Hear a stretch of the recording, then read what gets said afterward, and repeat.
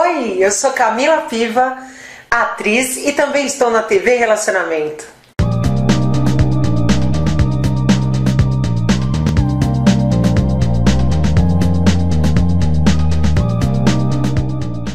Olá, internautas! Iniciamos mais um programa Gestão Executiva e hoje nós temos como convidado um grande médico que nós vamos bater um papo com o Dr.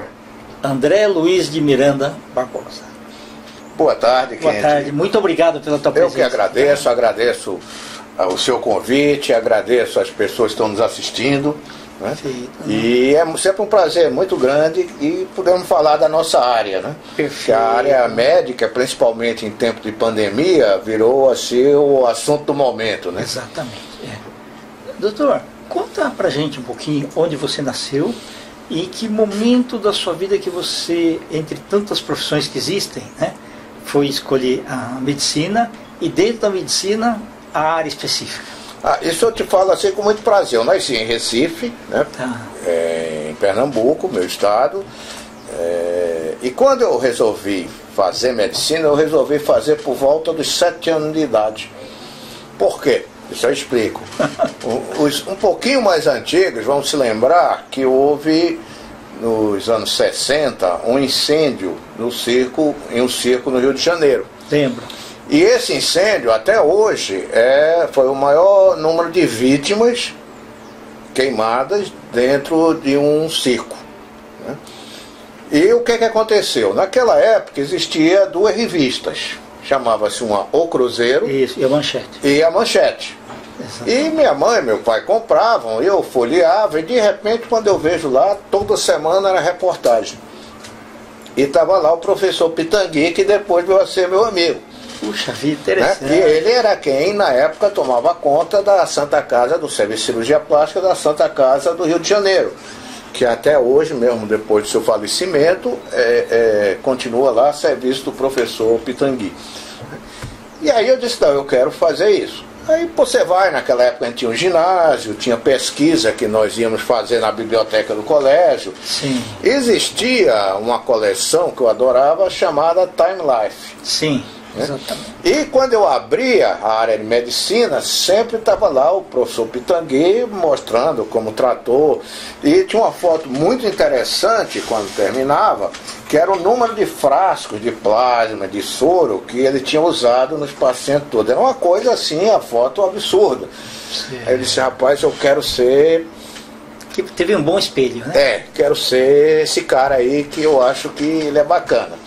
Aí, ginásio, antes de fazer medicina, eu tive um problema de saúde grave no joelho, e isso me levou na época a uma septicemia, só que nessa época, acho que nem existia UTI, estava começando aquelas coisas, e devido à recuperação, eu resolvi fazer fisioterapia, que naquela época só existiam 3 faculdades no Brasil, que era a Universidade Federal de Pernambuco, a USP aqui em São Paulo. Sim. E no Rio de Janeiro. Perfeito. Tá? E aí prestei vestibular, passei entre os 5 primeiros e fui fazer fisioterapia. Mas eu achei que eu queria um pouquinho mais. Aí resolvi prestar no vestibular e entrei em medicina. E aí eu cursei a Faculdade de Ciências Médicas da Universidade Estadual de Pernambuco. Me formei em julho de 85. Sim. Aí vim para São Paulo, fiz residência no antigo Hospital Matarazzo. Ah, que bacana, Avenida Paulista ali. Avenida era São Carlos do Pinhal. São Carlos do Pinhal, exato. Aliás, nem São Carlos do Pinhal, Alameda Rio Claro. Ok, tá. Né? À frente você entra pela Alameda Rio Claro e à frente e os fundos é a Rua Pamplona. Ok. Que onde depois foi onde eu comecei meu primeiro consultório privado. Interessante. Porque apesar eu sempre fui enjoado, de que se é para conversar tem que ser no melhor lugar, e na época era Itapeva. Isso é bacana, né? Porque... E aí começamos, né? E aí eu trabalhei 15 anos na unidade de queimados do Hospital do Tatuapé, mais 13 anos no Departamento de Cirurgia Plástica do Hospital do Servidor Municipal, aí fui assistente do Hospital do Defeito da Face. Então, assim, fui estagiário da West Virginia University durante 2 anos, inclusive um trabalho meu que rodou assim boa parte dos Estados Unidos, que eu sou o único médico no mundo que conseguiu um tratamento efetivo para um problema que é raro e tem um índice de mortalidade muito alto, que é aqueles pacientes que têm aquele cisto pilonidal que vai infectando e tirando na região sacral. Aquilo pode em algum momento malignizar. Então, no levantamento que nós fizemos de 1900 até 1996, quando eu apresentei, todos os casos que tiveram no mundo, o óbito tinha acontecido. E aí eu me juntei com um grupo multidisciplinar, que era um quimioterapeuta e um radioterapeuta. Então começamos a bolar um sistema, eu tirei toda a lesão, e ali eles começaram a fazer dose de radioterapia baixa, mais quimioterapia.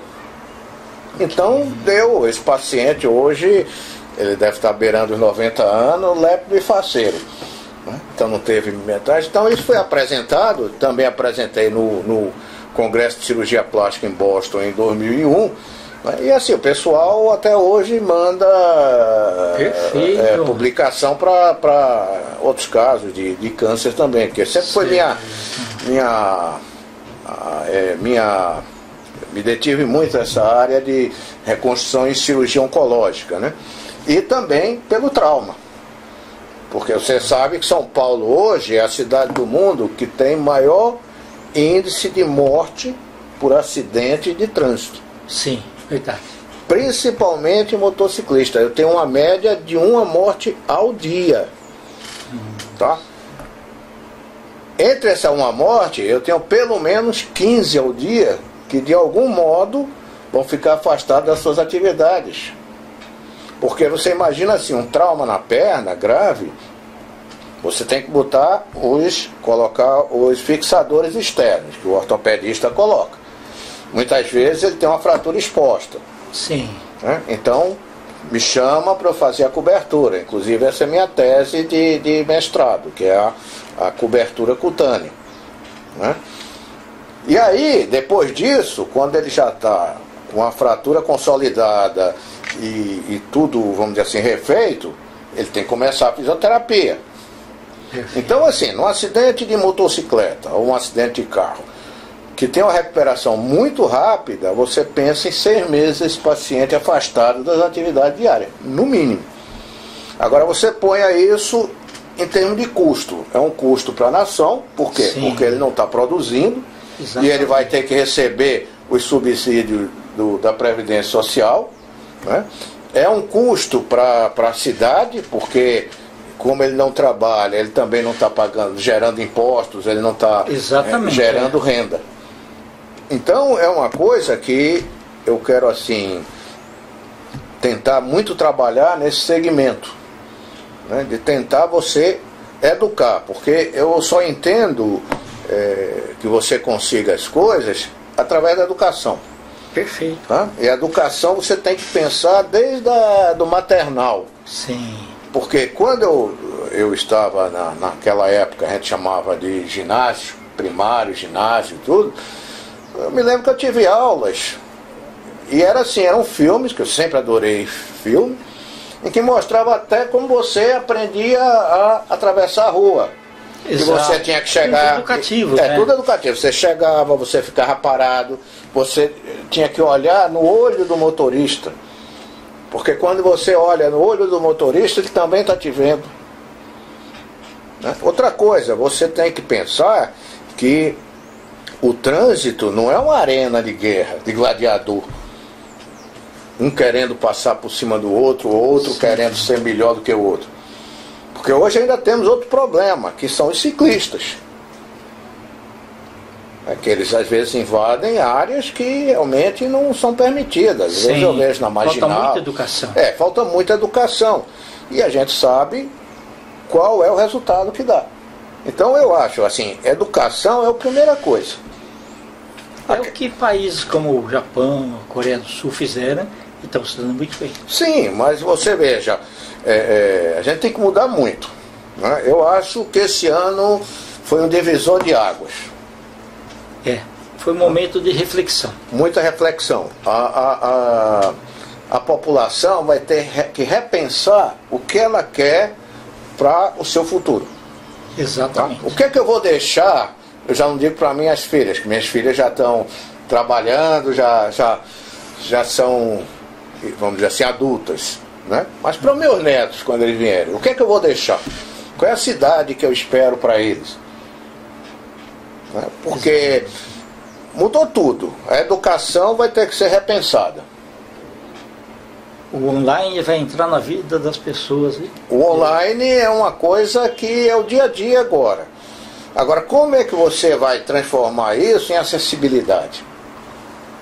Porque, infelizmente, nós temos uma população muito grande que ainda não tem condições financeiras de ter acesso à computação para poder acompanhar essas aulas online. Exatamente. Então, isso falta banda larga para muitos bairros também, principalmente para as escolas estaduais, municipais aí. Isso, inclusive, é um problema muito grande para a gente, para nós como médicos. Né? Porque, às vezes, o problema de sistema, dependendo da região de São Paulo que eu esteja, o sinal não chega. Ou chega com muita dificuldade. Se você for lá, por exemplo, no Jardim Veracruz, que pouca gente sabe onde é. Eu mesmo não sei. Então, lá nós montamos um serviço que chamava-se Rede Hora Certa, né? E que eu fui o diretor clínico lá, tudo, e nós montamos um serviço de padrão, num lugar totalmente desassistido. Até eu brinco, num lugar que você chega, não tem uma agência bancária, não tem um supermercado. Você tem que fazer. Então você imagina bem como era o local. Sim. Então só tinha nossa rede, que nós montamos de centro cirúrgico, com tudo, paciente hora marcada, dia marcado. Praticamente na época nós zeramos a problema de cirurgia de hérnia naquela região da Zona Sul, fazíamos muita coisa lá. E o que é que acontecia? O sinal lá era terrível. Para eu conseguir falar com alguém, eu tinha que ir para o meio da rua, ficar em cima de um cavalete para ver se conseguia pegar algum sinal. Entendi. Porque era justamente essa região que eu falo, eu tenho aqui a fronteira, que é Itapecerica da Serra, tá? E ao norte eu tenho o Embu-Guaçu. Então é o extremo sul de São Paulo. Tá? Então é muito difícil. Você tem outro lugar. Vou dar outro exemplo que o sinal às vezes é péssimo. Você já ouviu falar em Balneário São José? Não. O Balneário São José... Você ia falar que é um buril. Não, o Balneário São José é um bairro que fica bem para frente, depois do Grajaú. Né? É uma região muito afastada e o sinal não chega. Então, isso eu estou falando de São Paulo, rapaz, que é uma das 5 maiores cidades do mundo. Sim. Né? Hoje, São Paulo, só para você ter uma ideia... É a maior do Brasil. Eu falo do mundo. Sim. O orçamento de São Paulo hoje é maior do que a grande maioria dos estados. É o 3º maior orçamento do país. Entendi. Entendeu? Você sabe hoje, 2020, quanto é o orçamento de São Paulo? Não. Do município? Quase 70 bilhões. Dá para fazer muita coisa. Dá para fazer muita coisa. Então, aí é aquele problema que eu digo. Precisa das pessoas certas. A gente viu tudo isso agora na pandemia. Né? Que era uma coisa que eu batia muito, que eu sempre dizia o seguinte: a minha preocupação em São Paulo sempre foi nós voltarmos a ter uma catástrofe. E podemos ter outras. Tá? Um exemplo: a maioria, talvez hoje jovens, não saibam o que foi o incêndio do edifício Andraus e do Joelma. E o incêndio do edifício Joelma, e ainda teve do Grande Avenida, que era na Paulista. Esse foi menor. Né? Mas naquela época nós não tínhamos praticamente serviços para tratar queimadura. Só tinha naquela época o Hospital das Clínicas e o Hospital do Tatuapé. Certo. E nós estamos falando aí, o Joelma foi em janeiro de 74. Ali mudou o quê? Mudou até a forma de concepção dos edifícios. Sim. Porque, diferentemente do Andraus, que todo mundo correu para o helicóptero e muitos foram resgatados, né? O Joelma, todos que subiram para o teto morreram, como se diz, fritos, porque era telhado de amianto. Certo. Então muita gente, eu tive acesso assim, a vários filmes, porque na Associação Paulista de Medicina eu fui delegado de defesa profissional e eu sempre procurei esse trabalho para assim, chamar a atenção das autoridades. E o exemplo foi agora. O Covid, né, mostrou o quê? Como nós estamos despreparados. E no melhor momento de tecnologia da medicina. Então, porque a doença, ela é engraçado, ela independe de tecnologia. Não, mas pelo menos assim, os exames... Sim, vocês foram criados, tanto é que quando o termômetro também, né, esse novo. E então, esse termômetro, eu já usava em 96 ele nos Estados Unidos. Puxa vida, demorou muito. Demorou. Inclusive, agora até inventaram que você não deve usar na mão, não na cabeça. Isso não tem sentido. Que fala do primeiro porque... o termômetro, ele não emite onda.